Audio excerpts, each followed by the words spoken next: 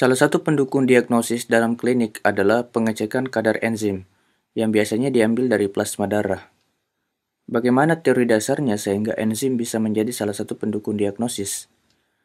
Plasma darah adalah cairan darah murni yang terpisah dari sel atau bagian non-selular dari darah, dan sering menjadi sampel yang diambil untuk melakukan diagnosis penyakit.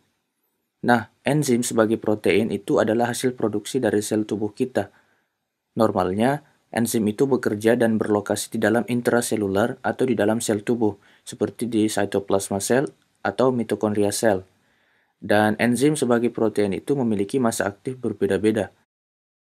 Sehingga ketika waktunya sudah expire, maka perlu untuk dikeluarkan dari tubuh. Pada saat enzim yang sudah tidak dipakai dan dikeluarkan ke plasma darah, dan dimulai lagi produksi enzim yang baru pada sel, inilah yang disebut dengan istilah cell turnover. Normal cell turnover pada enzim atau jumlah normal yang dieliminasi dan diproduksi bisa dihitung dari berapa jumlah yang dikeluarkan di plasma. Dan juga sudah ada nilai spesifik tertentunya yang menjadi jumlah standarnya. Nah, inilah yang menjadi dasar mengapa pengukuran jumlah enzim pada plasma darah bisa menjadi tolak ukur pada diagnosa penyakit. Apabila jumlah yang dicek tidak seperti nilai normal yang seharusnya.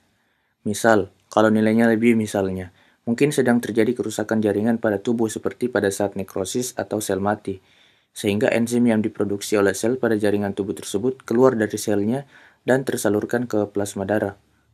Umumnya, pengecekan kadar plasma enzim ini secara rutin dilakukan pada saat diagnosis penyakit pada jantung, hati, otot skeletal, dan beberapa jaringan pada organ lainnya.